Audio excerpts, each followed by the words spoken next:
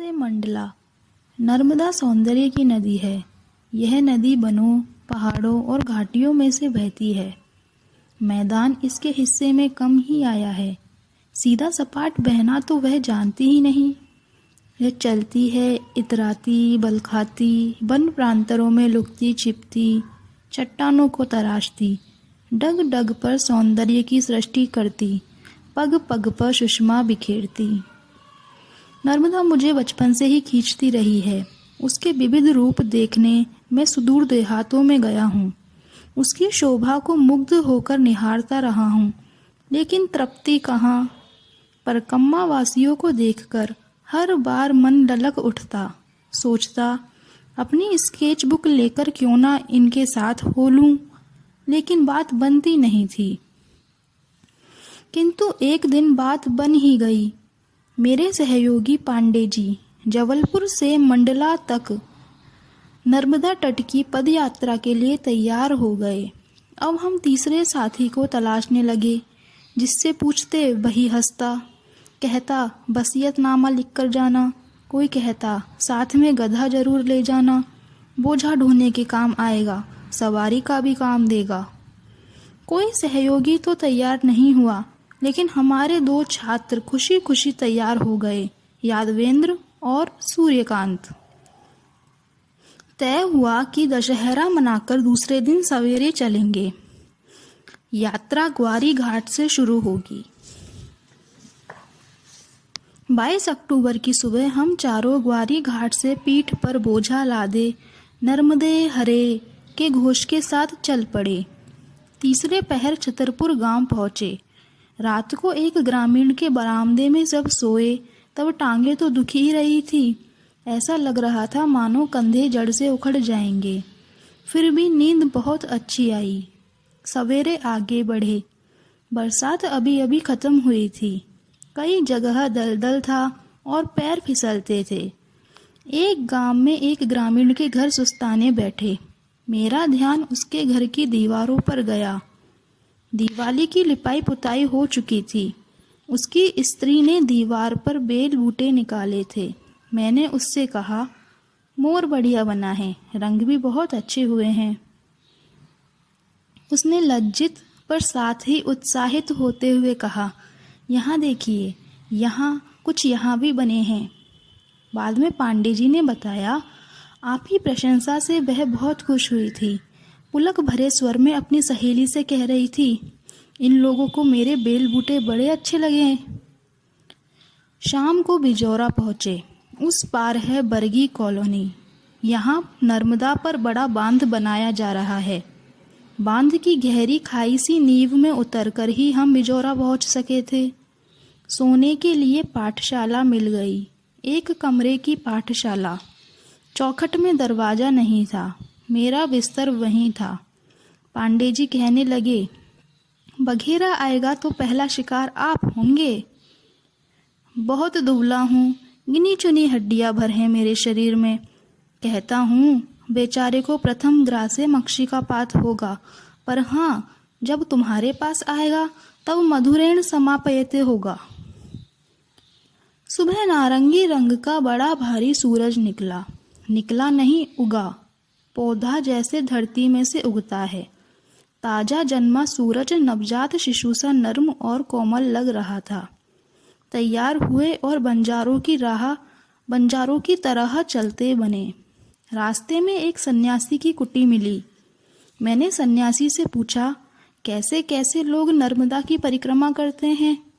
तो कहने लगे, अधिकतर लोग भीख मांगने के लिए ही परिक्रमा उठाते हैं। इससे पेट भी भर जाता है और पैर भी फूल जाते हैं। रास्ते में एक नाई का साथ हो गया। बड़ा बातूनी था। हमने पूछा कि आगे हमें किस गांव में रुकना चाहिए, तो उसने कहा कि अगले गांव में ही रुक जाइए। आज वहां के माल गुजार के भाई की तेरी है। काफ़ी लोग जुटे हैं, आप भी शामिल हो जाइए।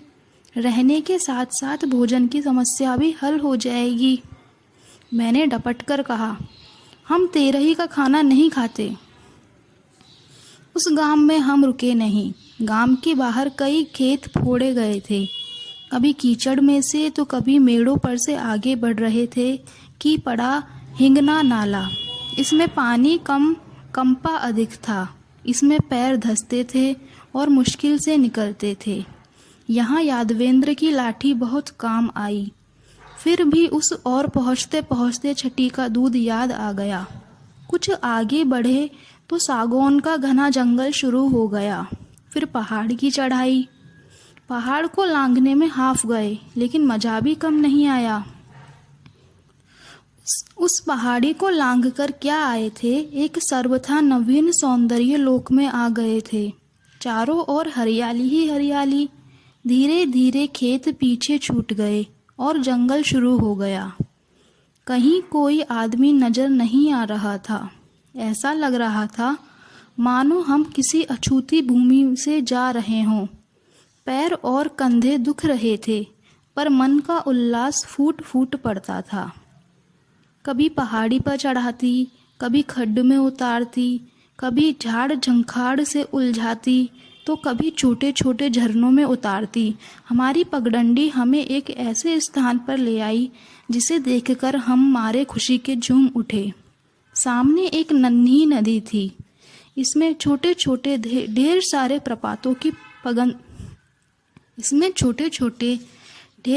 प्रपातों की पंगतें लगी थी।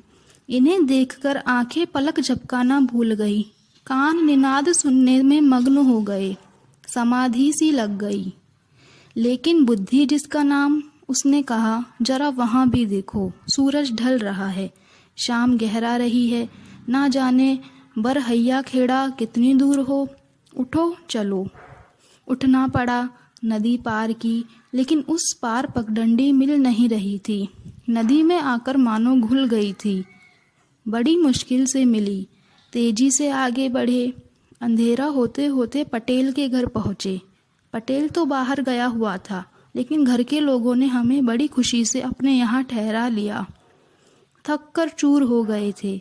खाना बनाया, खाया और घोड़े बेचकर सो गए। सुबह उठकर देखा घना कोहरा था। नर्मदा तट गए। घटाटोप कोहरे के कारण आकाश और धरती एकाकार हो गए थे। आकाश मानो धरती पर उतर आया था। कोई घंटे भर बाद कोहरा छटा से मंडला, लेकिन नदी अभी भी स्पष्ट नहीं हुई थी, क्योंकि नदी में से भाप उठ रही थी। मैंने देखा भाप सीधी नहीं उठती थी, वलयाकार उठती थी। तन्मय होकर देखता रहा और सोचता रहा, भाप सीधी भी तो उठ सकती थी। इस तरह बर्तुल में लहराती क्यों उठ रही है? भाप ही क्यों, स्वयं नर्मदा को भी तो कहीं सीधे बहते नहीं देखा। वह भी सीधी रेखा की अपेक्षा वक्रिम रेखा में चलने में ज्यादा सौंदर्य अनुभव करती है। यही वक्र गति प्रियता मनुष्य में भी है। यही छंद में, रंग में, लय में, ताल में ढलकर कला बन जाती है। कोहरे और भाप की क्रीड़ा अद्भुत लगी थी। कल इसे दोबारा देखेंगे, आज नहीं जाएंगे। दोपहर को आराम कर रहे थे कि बाहर से धड़ाम की आवाज आई। उसी घर की एक स्त्री जंगल से लकड़ी का गट्ठर ला रही थी कि गट्ठर खंबे से टकराकर गिर पड़ा और उस पर गिरी वह स्त्री गिरते ही बेहोश हो गई थी। टांगा टोली कर उसे घर में ले आए। एक स्त्री उस पर पंखा झलने लगी।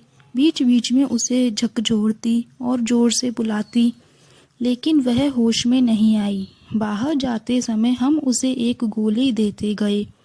कहा, होश में आने पर दे देना, शरीर का दर्द कम हो जाएगा। शाम को लौटते ही मैंने घर की एक स्त्री से पूछा, जो सूप में कुछ फटक रही थी, क्यों बाई, आज जो बाई गिर पड़ी थी उसकी तबीयत कैसी है? वह स्त्री लजाकर मुस्कुराने लगी। मैं समझा नहीं। दूसरी स्त्री ने हंसते हुए कहा, यही तो गिरी थी। मैं चकित। जो स्त्री कुछ घंटे पहले बेहोश पड़ी थी, काम कर रही है। घर के लोगों से घरोबा हो गया था। घर की स्त्रियों को आटा दिया तो उन्होंने रोटियां बना दी। रात को सोते समय मैं सोच रहा था, कब सवेरा हो और कब भाप और कोहरे का जादू देखने को मिले। सवेरे 4 बजे नींद खुल गई। डिबरी के टिमटिमाते उजाले में स्त्रियों का कार्यकलाप शुरू हो गया था। एक स्त्री ओखली में धान कूट रही थी, फिर दूसरी आ गई। दोनों के मूसल बारी बारी से चलने लगे। मैं इनकी जुगलबंदी देख ही रहा था कि एक स्त्री ने चक्की पीसना शुरू कर दिया। साथ ही वे गाती भी जा रही थी। भोर में ये सब कितना भला लग रहा था। उजाला होते ही मैं नर्मदा तट भागा, लेकिन एक सीधी सादी बात भूल गया था। जिसके लिए हम बहुत व्यग्र होते हैं वह प्राय छलना सिद्ध होता है। आज ना तो कोहरा था ना भाप। कल नदी, आकाश, पहाड़, जंगल सभी उस घने कोहरे में खो गए थे, फिर धीरे धीरे परत दर परत उभरते जा रहे थे। यही इंद्रजाल हम आज भी देखना चाहते थे, लेकिन आज रंगमंच सूना था। आज नाटक नहीं खेला गया। हर सुबह सफ़र, हर शाम सफ़र, छेवलिया चल दिए। सरसों के पीले खेत देखकर मुझे बार बार बसोहली शैली के चित्र याद आ जाते। इस पीताम्बर धरती को मैं मुड़ मुड़ कर देखता और पीछे रह जाता। छेवलिया के कोटवार ने बड़ी खुशी से हमें अपने घर में ठहरा लिया। कहने लगा, आप अच्छे आए, आज शरद पूर्णिमा है। रात को नर्मदा किनारे हनुमान चौरे पर कीर्तन मंडली जमेगी। सारी रात भजन होंगे, आप जरूर आइए। रात को यादवेंद्र ने खीर बनाई। शरद पूर्णिमा जो थी, खाकर सो गए। कोई 11 बजे मेरी नींद खुली। यादवेंद्र भी उठ बैठा। हम दोनों हनुमान चौरे की ओर भागे। चांद 16 कलाओं से चमक रहा था। चांदनी कई बार देखी थी, लेकिन आज पहली बार लगा कि चांदनी में आपाद मस्तक डूब गया हूँ। चांदनी मेरे अंतरतम में प्रवेश कर रही है। मुझे लगा रात भर यह ऐसे ही बरसती रही तो सवेरे जमीन पर इसकी चादर बिछी मिलेगी। इधर भजन शुरू हो गए थे। बड़ी मस्ती से गा रहे थे। कोई मृदंग बजा रहा था, कोई झांझ मंजीरा, कोई पखावज। गा तो सभी रहे थे। यहाँ कोई निरा श्रोता नहीं था। उनकी मस्ती मुझे भी छू गई। मेरा हाथ भी उनके लय और ताल के साथ चलने लगा। मैं उनके स्केच उतारने लगा। चांदनी ऐसी थी कि एक एक रेखा साफ दिखाई दे रही थी। रात को 1 बजे लौटे। सुबह नर्मदा गए तो देखा चांद अभी डूबा नहीं है। मेरा ध्यान उसके धब्बों की ओर गया। मैं उन्हें गौर से देखने लगा। मुझे बड़े भले लगे, मानो चांद के कैनवस पर किसी ने चित्र बनाए हों।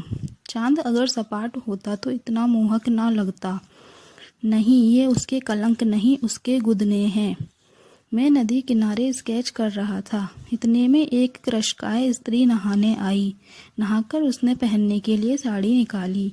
वह उसे एक छोर से दूसरे छोर तक 2 बार देख गई, लेकिन साड़ी इतनी तार तार हो चुकी थी कि उसकी समझ में नहीं आ रहा था कि कहाँ से पहने।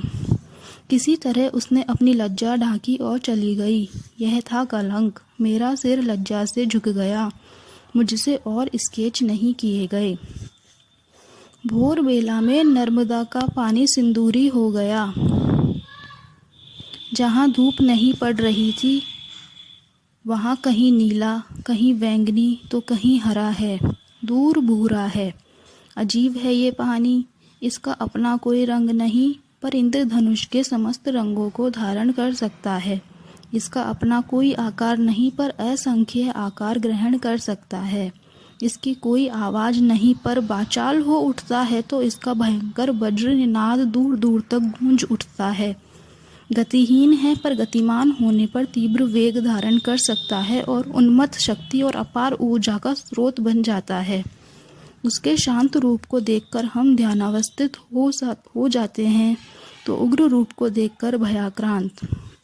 जीवनदायिनी वर्षा के रूप में वरदान बनकर आता है, तो विनाशकारी बाढ़ का रूप धारण कर जल तांडव भी रचता है। अजीब है यह पानी। मीठे पानी का श्रेष्ठ और सुधीर्य स्रोत है नदी। हजारों वर्षों से मनुष्य उसकी ओर खिंचता चला आया है। केवल इसलिए नहीं कि वह हमारी और खेतों की प्यास बुझाती है, बल्कि इसलिए भी कि वह हमारी आत्मा को भी तृप्त करती है। उसके तट पर हमारी आत्मा पल्लवित पुष्पित होती है, संस्कृति का जन्म होता है। संसार की सभी प्रमुख संस्कृतियों का जन्म नदियों की कोख से हुआ है। भारतीय संस्कृति गंगा की देन है, पर एक बात है, श्रेष्ठ गंगा है लेकिन ज्येष्ठ नर्मदा। जब गंगा नहीं थी, नर्मदा तब भी थी। आज जहाँ हिमालय है, गंगा यमुना का मैदान है। सुदूर अतीत में वहाँ उथला समुद्र था। किसी भूकंप ने उस समुद्र को हिमालय और गंगा यमुना के मैदान में बदल डाला। हालांकि इसमें करोड़ों वर्ष लगे हैं। नर्मदा गंगा से पुरानी नदी है और विंध्याचल सतपुड़ा हिमालय से पुराने पहाड़ हैं। छेवलिया से चले तो नर्मदा जल के एकदम पास वाली पगडंडी पकड़ी। खड़ा किनारा और गहरा पानी। 3 घंटे में 5 किलोमीटर ही चल पाए। सोचा इस कछुआ चाल से तो बीच बियाबान में ही रात हो जाएगी, इसलिए ऊपर की पगडंडी पर आ गए। अब हम पूरे बनवासी हो चले थे। 7 दिन से ना तो सड़क देखी थी, ना साइकिल, ना बिजली। अधिकांश गांवों में एक भी दुकान नहीं थी।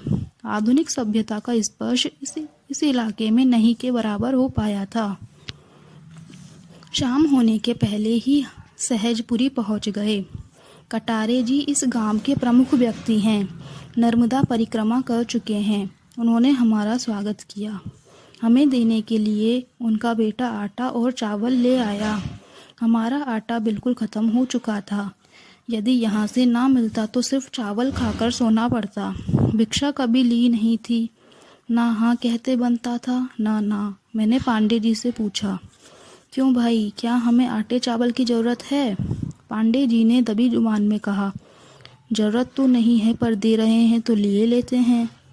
यादवेंद्र ने पोटली बांधने में देर नहीं की।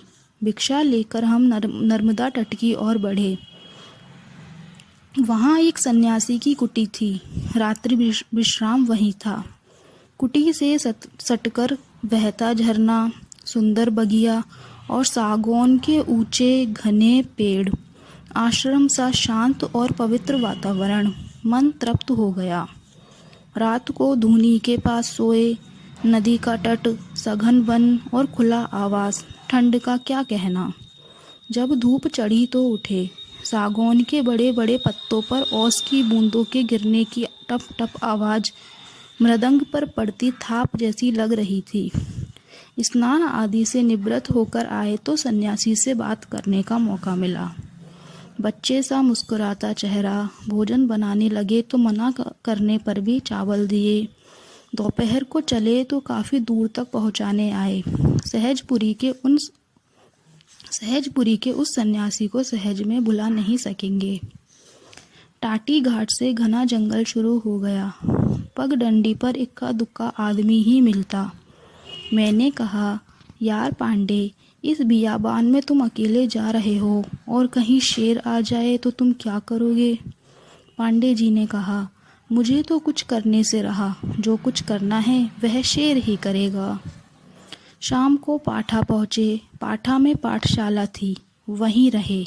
बहुत दिनों के बाद पक्के मकान में रहने को मिला। पहली बार डाकघर मिला।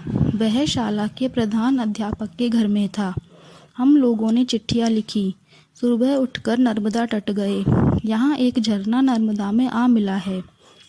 उसके मन भावन प्रपात में स्नान किया।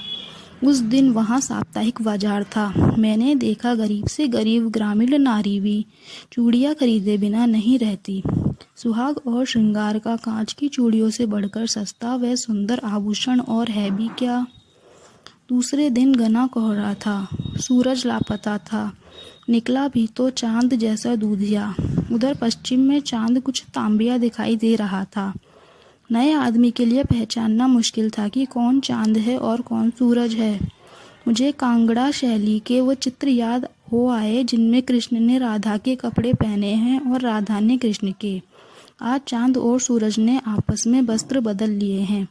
तीसरे दिन सुबह निकल पड़े। खेतों से धान के विशाल गट्ठर उठाए स्त्रियां आ रही थी। गांव की स्त्रियों को सिर पर भारी घड़े उठाए नर्मदा की खड़ी कगारों पर चढ़ते रोज देखता था। सुबह 4 बजे चक्की और मूसल चलाते भी देख चुका था। सोचता था इन्हें कौन से विटामिन प्रोटीन मिलते हैं। मेरे मन ने कहा पौष्टिक आहार जरूरी है, पर जो भी मिले उसे पूरी तरह से वसूल कर लेना और भी जरूरी है। बाढ़ का पानी व्यर्थ बह जाता है, नहर के पानी की हर बूंद खेत में जाती है। दोपहर को बालई नदी पड़ी। हम उसके सुंदर प्रपातों को काफी देर तक देखते रहे। इस बीच पांडे जी और सूर्यकांत कब आगे बढ़ गए कुछ ध्यान ना रहा। बालई पार कर मैं यादवेंद्र के साथ आगे बढ़ा। सघन वन और निर्जन पथ। पांडे जी और सूर्यकांत कहीं भटक तो गए तो बड़ी घबराहट हुई। यादवेंद्र ने रास्ते में निशान बनाना शुरू कर दिया। आगे जाकर एक ऊंचे टीले पर बैठकर हम उनकी बाट जोहने लगे। कोई घंटे भर बाद दोनों को सही सलामत आते देखकर हम दोनों की खुशी का ठिकाना ना रहा। वे निशान बड़े उपयोगी सिद्ध हुए। आगे चलने पर एक गांव दिखने लगा। यह पद्धी था। रात का पड़ाव वहीं था। 10 दिन के बाद पक्की सड़क देखी। तार और बिजली के खंभे देखे। यहाँ से पगडंडी नहीं है। सड़क नर्मदा के किनारे किनारे ही चलती है। ऊंची नीची टेढ़ी मेढ़ी ऊबड़ खाबड़ पगडंडी अब नहीं रही। उसका स्थान ले लिया है पक्की सड़क ने। पगडंडी पर चलने का कौतुक नहीं रहा। उसकी जगह ले ली है सुविधा ने। चिरई डोंगरी पहुंचे तो अंधेरा हो चुका था। एक होटल के सामने सामान रखकर बैठे। होटल का चूल्हा खाली था। यादवेंद्र ने उसी पर खाना बनाया। बाद में शाला का भवन मिल गया। सुबह यादवेंद्र ने नोटिस दिया, राशन खत्म होने को है। पैसे सूर्यकांत के पास रहते थे। उसने कहा पैसे भी खत्म होने को हैं। अधिक से अधिक 2 दिन का राशन खरीद सकेंगे। रसद नहीं रहेगी तो फौज आगे कैसे बढ़ेगी। अभी तक दोनों बार दूध पीते थे। बीच बीच में खीर बन जाया करती थी। खोया भी आ जाता था। आज से ये सब बंद। फिर भी समस्या का यह कोई हल नहीं हुआ। चिंता बनी रही। सुबह नर्मदा में नहाते समय पांडे जी कहने लगे, आज नर्मदा मैया कुछ ऐसा चमत्कार दिखाए कि 100 रुपए का नोट बहता हुआ चला आए। आर्थिक चिंता सभी को सता रही थी। कहीं सचमुच भिक्षा पात्र लेने की नौबत ना आ जाए। चरे बेटी दोपहर के भोजन के बाद पीठ पर बोझा लादे सड़क पर आए ही थे कि एक बस आकर रुकी और उसमें से उतरे मेरे बहनोई हरी भाई। हमारी यात्रा में वे शुरू से ही दिलचस्पी ले रहे थे। उन्हें देखकर बड़ी खुशी हुई। उन्होंने हम लोगों का हालचाल पूछा। मैंने धीरे से कहा, पैसे कम पड़ गए हैं, कुछ पैसे चाहिए। उन्होंने तुरंत रुपए दिए, पूरे 100 रुपए। पांडे जी उछल पड़े, कहने लगे, देखिए नर्मदा जी ने हमारी गुहार सुन ली, चिंता दूर हो गई। रास्ते में गर्म पानी का कुंड पड़ा, उसमें स्नान किया और आगे बढ़े। रात एक किसान के खेत में बिताई। रात भर नर्मदा का निनाद सुनाई देता रहा। दिन के शोर शराबे में यह ध्वनि डूब जाती है, रात की नीरवता में लहराती है। जब कोलाहल नहीं रहता, कलरव तभी सुनाई देता है। यहाँ से फिर पगडंडी मिल गई। नर्मदा तट का फिर साथ हो गया। सहस्त्रधारा अब अधिक दूर नहीं। वहाँ के मंदिर तो दिखाई भी देने लगे थे। आगे मेरी चाल तेज हो गई, मानो किसी अदृश्य डोर से खिंचे चले जा रहे थे। अब हम सहस्त्रधारा के बिल्कुल सामने आ गए हैं। सामने है प्रपातों के गुच्छे के गुच्छे। दूध जैसा सफ़ेद पानी पारिजात के पुष्पों की याद दिलाता है। नदी की डाली पर लगे ये प्रपात नदी के पुष्प ही तो हैं। सहस्त्रधारा क्या है? पुष्प वाटिका, सफ़ेद फूलों की प्यारी सी बगिया। हम ठगे से देखते रहे। आंखें अघाती नहीं, कान थकते नहीं, मन भरता नहीं।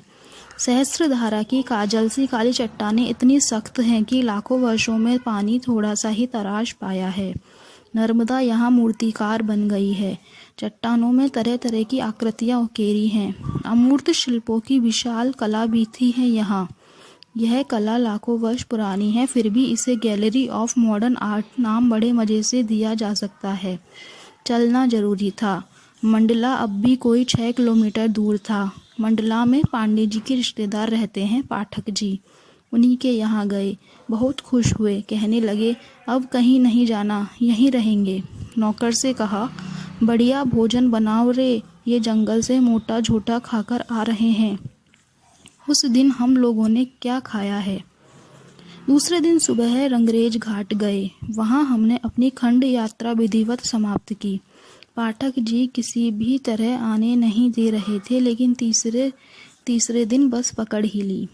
नर्मदा का ऐश्वर्य देखते देखते आठों पहर मस्ताना गाते रहे। आठों पहर की छाक पीवे की स्थिति हो गई थी। मन में सुखद स्मृतियों का अंबार लग गया था। घने कोहरे में लिपटी बरहैया खेड़ा की रहस्यमयी नर्मदा, शरद पूर्णिमा की भजन मंडली, सहजपुरी का सन्यासी, टाटी घाट का आरण्यक तट, पाठा के बाजार में चूड़ियाँ पहनती स्त्रियाँ, सागौन वृक्षों का एकांत निस्तब्ध वन, सहस्त्रधारा की अजरस धाराएं, मंडला के घाट। यात्रा थी तो केवल 15 दिनों की, लेकिन इन 15 दिनों में हम मालामाल हो गए थे। नर्मदा अपने रूप रंग रस से अभी भी झिलमिला रही थी।